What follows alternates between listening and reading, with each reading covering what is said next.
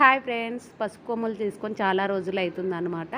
April May నెల మొత్తం ఎండలు ఉంటాయి కదా, అప్పుడు ఎండబెట్టుకోవచ్చులే అనుకున్నా. ఏప్రిల్ నెల మొత్తం అయిపోయింది, మే నెల కూడా దగ్గరికి వస్తుంది. ఈ మే నెలలో ఎండబెట్టి పసుపు కొమ్ములు పట్టిద్దామని అనుకున్నాను. సడన్ గా వానలు స్టార్ట్ అయినాయి అనమాట. వానకాలం ముందే స్టార్ట్ అయిపోయింది. ఓనరకు ఒక రోజు చూసి, ఏంది ఎన్ని రోజులు అవుతుంది పసుపు కొమ్ములు తీసుకొని పట్టియవా కొట్టి అని అంటే, అన్నందుకన్నా 2-3 రోజులు ఎండకు పెట్టినాను.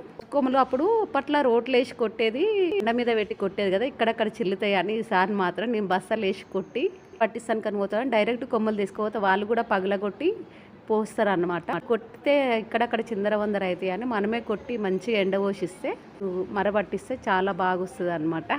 నేనైతే ఎప్పుడు ఇట్లనే చేసానండి. పసుపు కొమ్ములు బయట చిల్లకుండా ఒక బస్తలో పోసి ఇట్లా రాయితోడు కొట్టి పక్కకు పోసుకుంటాను. చూడండి ఎంత బాగా వస్తాయో. కొట్టిన పసుపు కొమ్ములను అంటే బాగా ఎండబెట్టుకొని పట్టించి స్టోర్ చేసుకుంటే చాలా రోజులు నిల్వ ఉంటుంది.